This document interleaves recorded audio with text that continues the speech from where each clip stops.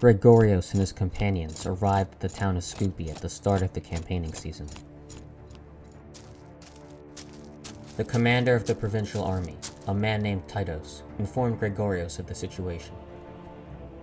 A year prior, in 1106, the Serbian nobility, led by the respected war veteran Urash, revolted against their king, deposing him and establishing a revitalized Serbian kingdom. Urash wanted to rid Serbia of Roman influence. He banished Greek merchants from entering his realm, ordering his soldiers to seize the property of all Greeks in Serbia. Encouraged by the anti-Roman policies of Urash, Serbian war bands once again began raiding towns along the Roman frontier.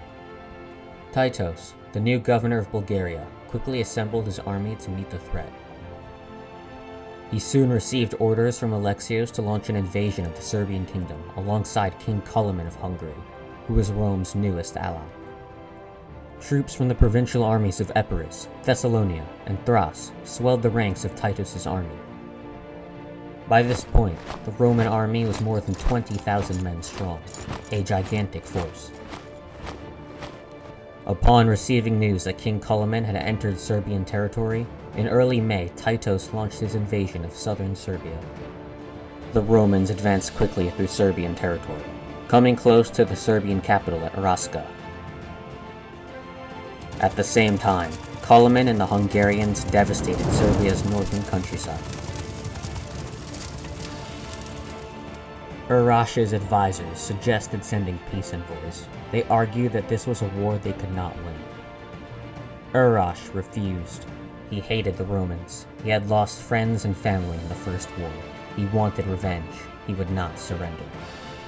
Titos expected Urash to dig in for a siege at Raska. He believed that this was the Serbians' only option. Instead, Urash took most of his army to the coast while the Romans laid siege to Raska.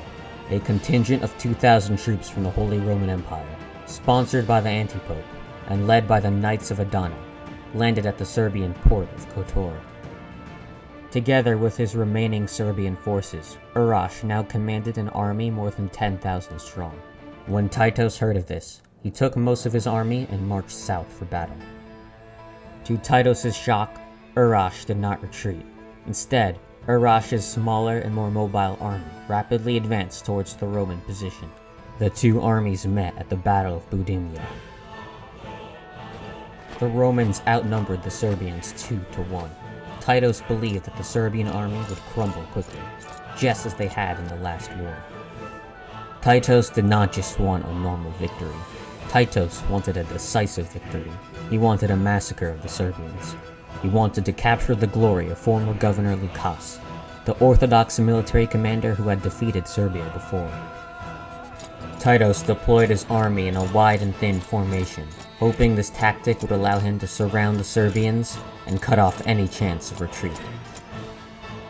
In addition, he put Gregorios and the Varangian guards in reserve, believing that their participation would be unnecessary. Urash did the opposite as Titos. He packed his infantry into a tight formation, knowing that he had the terrain and cavalry on his side, which would prevent him from being outflanked. When the battle began, the Roman center charged towards the Serbians. When the Serbians saw this, the infantry simply retreated backwards, forcing the Romans to march farther and farther. Titos and his officers began to grow impatient. When they saw a group of Adonan knights provocatively charge towards the center of the battlefield, Titos ordered his cavalry to engage.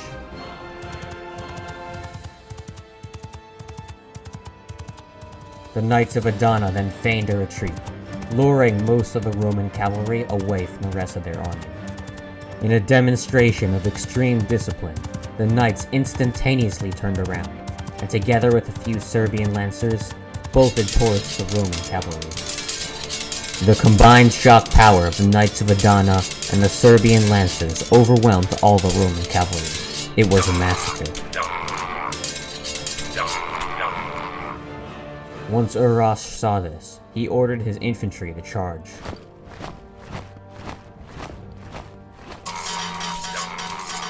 The Serbian infantry easily broke through the thin and demoralized Roman center, splitting the Roman army in two. Arash and his cavalry then attacked the flanks of the splintered Romans, nearly surrounding the entire army. One of the Knights of Adana killed Titus in the fighting. Sensing an imminent disaster, Gregorios and the Varangian Guard charged into the battlefield, slaughtering a number of Serbian lancers, and single-handedly rescuing what remained of the Roman army. The Romans then retreated from the battlefield. Exhausted, Arash and his army did not pursue them. The battle was an unmitigated disaster. Nearly half the Roman army had been lost. Only 11,000 remained. Gregorios led the survivors back into Roman territory, sending word to Constantinople of the disaster.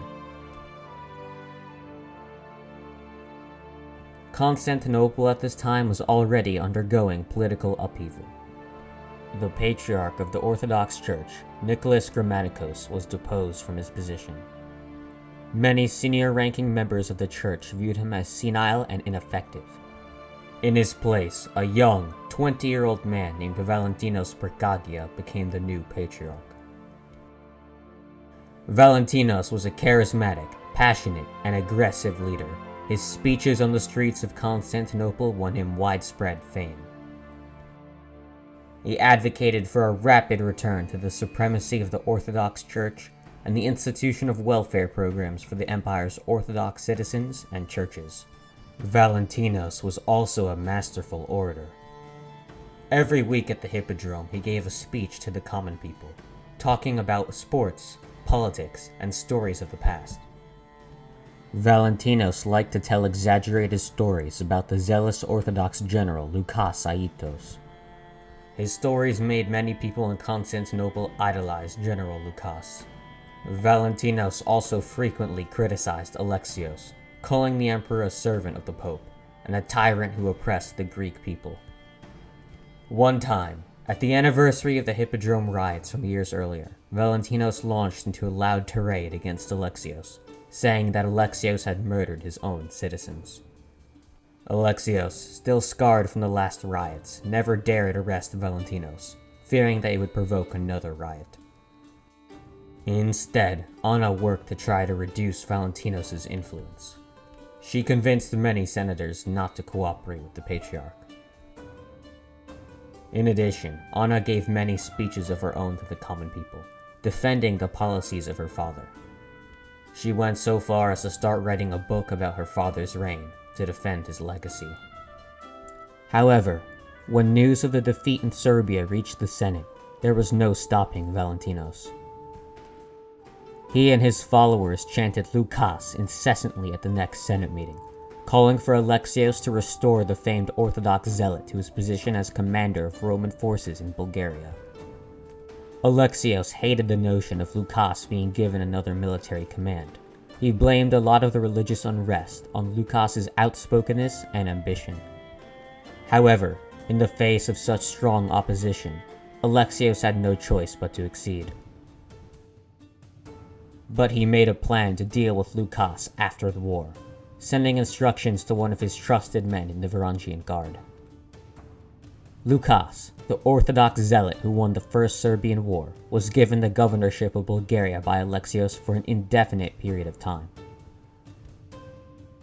Lukas quickly raised a new army, which included troops from the rest of the empire's European provinces.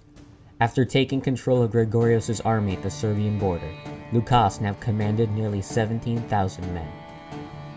He speedily marched towards the Serbian capital at Raska.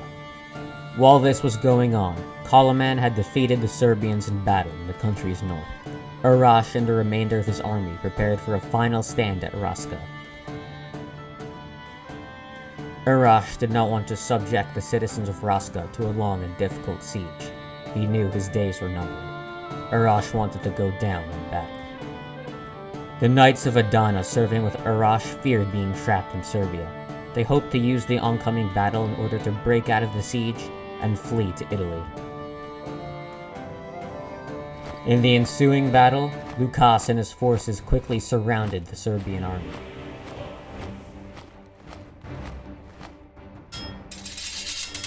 The Serbians fought to the last man.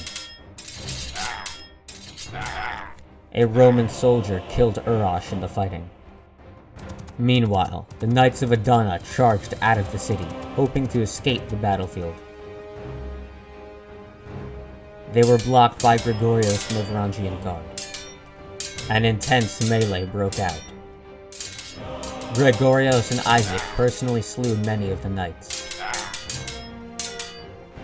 Several Varangians were cut down. In the midst of the fighting, one of the knights managed to pierce Alfric's armor, hemorrhaging Alfric's organs. Gregorios saw this and instantly moved to save Alfric, slaying many of the knights in his way. The knights then noticed a way to get around the weakened Varangians and pulled back from the fighting, successfully escaping the battlefield. By the time Gregorios reached Alfric, the latter had bled to death. Gregorios' mentor and longtime friend was dead. On that battlefield of Raska, Gregorios viciously eyed the fleeing Knights of Adana. He swore that he would have his vengeance. He swore that one day he would invade Italy and destroy the Knights of Adana. The night after the battle, the soldiers of the victorious Roman army partied endlessly. Many soldiers drank and played games. Gregorios, still mourning the death of Alfric, did not participate in the celebrations. But in the midst of the festivities, one of the Varangian guards suddenly pulled out a knife and stabbed General Lukas. The general quickly bled to death before the Varangian was stopped. There would be blood in Constantinople.